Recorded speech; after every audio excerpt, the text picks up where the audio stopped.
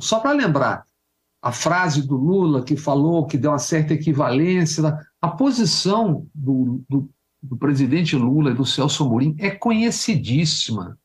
Só que no canal a gente já fez 2 entrevistas com o Celso Amorim, uma um mês depois do início da guerra e a outra no fim de dezembro, onde dizem claramente, condenam a invasão por parte da Rússia, condenam a ação do Putin, agora sugerem negociar. Volto a dizer, isso não justifica o uso da força pela Rússia. Eu sempre tenho que dizer isso, senão pode dar a impressão que porque, para mim, eu como fui embaixador na ONU, a Carta da ONU, ela foi violada inúmeras vezes pelos Estados Unidos, mas isso não justifica que seja violada por outros também. Isso já é conhecidíssimo. Então, quando sai uma frase fora do tom, ou avançou aqui, eu falo, como é possível reduzir tudo isso que está acontecendo a uma frase e deixar de lado o todo? Isso é negar a informação para as pessoas. O Macron, por exemplo, esteve na China dias antes do presidente Lula e disse o quê? Nós não somos vassalos, somos aliados. A imprensa brasileira registrou e ponto. A Alemanha não gostou, tal. Por que esse escarcéu agora?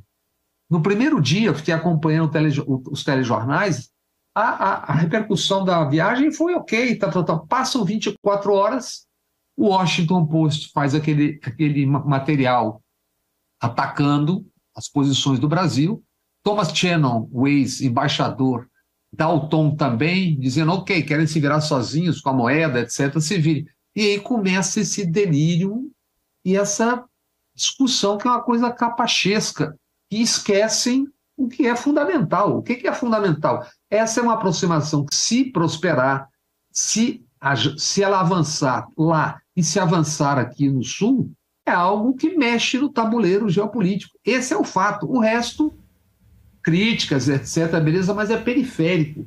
Não tornar isso a questão central e principal. Isso é tapear e desinformar. Do ponto de vista propriamente brasileiro nessa história, acho que há 2 preocupações. Uma é essa a que o Bob se referiu, nas relações entre o Brasil e os Estados Unidos, indignados com a situação em que estão, uma situação realmente complexa de um império, uma perda de poder, um império que entra num processo de desabamento político e, esperavelmente, desabamento econômico, e não se conforma com isso, sequer entende o que está acontecendo, certamente sente o que acontece, mas não está entendendo a mudança pela qual o mundo está passando. E o outro problema, para o qual eu acho que também devemos nos preparar, é em relação à elite, chamada elite brasileira, elite econômica brasileira, que vai acompanhar nesse movimento de transmutação do mundo, vai acompanhar, já acompanha historicamente e continuará acompanhando a posição americana, o predomínio americano. Essa nossa classe A, super A e o que mais for, está muito acomodada, muito instalada nessa relação de ganhos e perdas apenas populares com os Estados Unidos, com a política dos Estados Unidos para o mundo e para a América Latina. Esse desinteresse americano historicamente praticado pelos Estados Unidos em relação à América Latina, para essa classe A e super A e hiper A, tem sido historicamente muito lucrativa. Eles podem viver, essas classes podem viver com a mais total segurança em todos os sentidos. Nenhuma crise os atinge propriamente. Quando pipoca nos Estados Unidos o sistema bancário, porque um daqueles bancos faz alguma atrapalhada com negócios de imóveis, com moeda e companhia,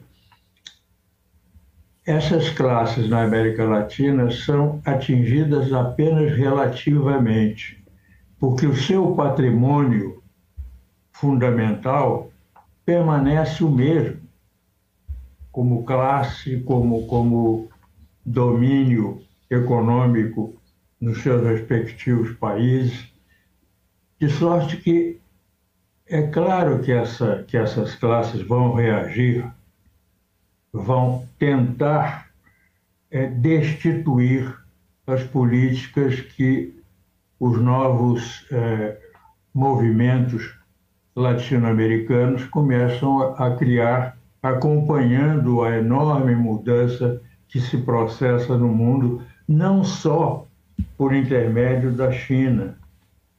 Não esqueçamos a Índia. A Índia hoje é um país em enorme crescimento, em enorme desenvolvimento. Está de olho no mundo inteiro e influindo economicamente em grande parte do mundo.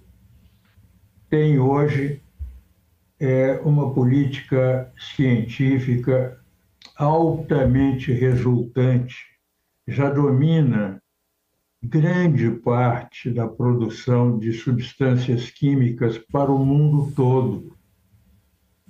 É uma realidade nova que a Índia traz. Outros países asiáticos compõem uma constelação de desenvolvimento, de crescimento econômico e desenvolvimento cultural, que em futuro muito próximo vai influir bastante, compondo um conjunto asiático com uma força gigantesca, uma força econômica e, por decorrência, política. Os Estados Unidos estão em dificuldades, em muita dificuldade de compreender a sua posição nesse jogo, nessa mudança do jogo, e as classes mais privilegiadas do Brasil vão acompanhá-lo naquilo, seja o que for que ele tente. É pouco provável que a tentativa americana seja de natureza diplomática. Essa não é uma característica americana. A violência bélica, sim, esse é um traço da cultura americana. Desde a maneira como o território americano foi composto, foi desenhado, com partes que eram da França, com a compra e a tomada militar de grande parte do território mexicano, parte realmente grande. Las Vegas, Los Angeles, Flórida, são todos nomes mexicanos naquela faixa do oeste americano, desce para o sul e pega ainda um pedaço do leste, do sudeste, sobretudo. Tudo aquilo era México. Uma parte comprada, menor, e a parte maior, tomada. Toda essa história formou uma cultura bélica nos Estados Unidos. Não é à toa que a violência interna dos Estados Unidos é imensa. No Brasil, a nossa veio da escravatura mal resolvida. Nos Estados Unidos veio da conquista do território, da conquista de terra, dos que vinham aos Estados Unidos, ao território americano, para apropriar-se de terra e se tornarem grandes proprietários de enorme cultura agrícola, rica. E isso tudo hoje se manifesta em termos de política internacional, ou de não política, de ação predominante, prepotente, arbitrária dos Estados Unidos, que podem invadir os países que quiserem, curiosamente, sem declarar guerra. A guerra do Vietnã nunca foi declarada guerra pelos Estados Unidos.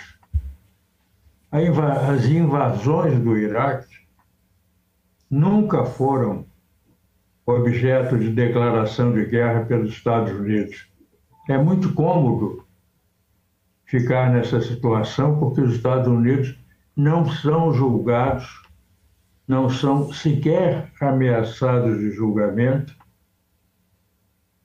nos tribunais internacionais, na ONU, por essas invasões, por essas guerras que eles fazem 20 anos, 21 anos no Afeganistão, sem declaração de guerra.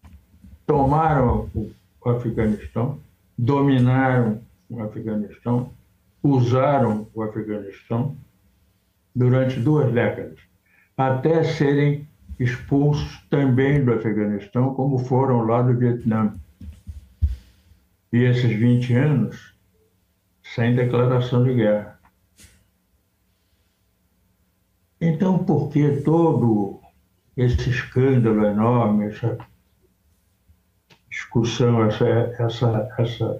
esse conflito verbal em torno da ação russa? É evidente, é claro, não há o que discutir. A Rússia invadiu a Ucrânia, ponto. Não há a menor dúvida. Isso aí é indiscutível. O que há a discutir é o seguinte: por que foi que se chegou a isso? Porque os Estados Unidos resolveram estender a OTAN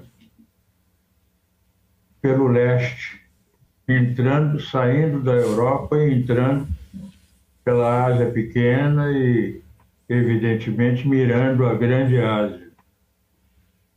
É a sua ambição territorial, é o seu hábito, a sua história, a sua cultura de conquista territorial. A Ucrânia serve a essa política americana com a vida dos ucranianos, com a riqueza da Ucrânia, com a integridade ferida das suas cidades. E isso não deve ser discutido? Isso não pode ser dito? Ou alguns podem dizer, caindo sob a suspeita, sob a acusação de estarem aliados à Rússia ou à China, e outros não podem dizer, porque isso atinge os interesses americanos. E são setores importantes a reagir a isso que seja dito. São setores dominantes da classe dominante, dos mecanismos de comunicação dominantes na sociedade. Então se estabelece uma crise imensa de política, de relações internacionais e de política interna, por decorrência de um suposto, de um imaginado, de um ficcionado confronto, desrespeito, desconsideração, quebra de aliança no plano internacional. Foi o que aconteceu, está acontecendo no Brasil nesse momento e voltará a acontecer sob outras formas, porque essa parcela da sociedade brasileira que tem íntima conotação com a política americana, vai reagir acompanhando os americanos. Os países hoje tentando um desligamento do que tem sido o domínio americano da América Latina, tem que se preparar para defender-se da reação americana. Lembremos que já se viveu algo muito semelhante. O governo Sarney, por exemplo, viveu uma época, e o próprio Sarney foi um ativista dessa época, querendo criar o Mercosul com o argentino Alfonsín. Ele e o governo dele e todos aqueles que se puseram nessa posição de criar instituições latino-americanas independentes da política americana sofreram campanhas brutais.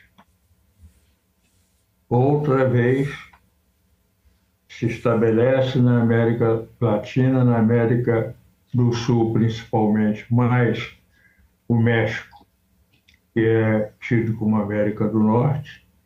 Outra vez se estabelece um grupo de políticos progressistas com uma visão muito voltada a si mesmos e a América Latina, muito mais do que a Europa, os Estados Unidos, a China, a Rússia, ou o que for, e desrespeitam o que está estabelecido como uma decisão divina.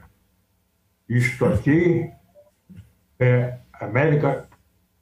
Américas e nada pode fugir a essa regra de que este território americano deve seguir, obedecer à América do Norte, os Estados Unidos. Não é uma verdade divina isso. Portanto, se é humano, muda. E se muda, vamos mudar, vamos melhorar. Porque até hoje só perdemos.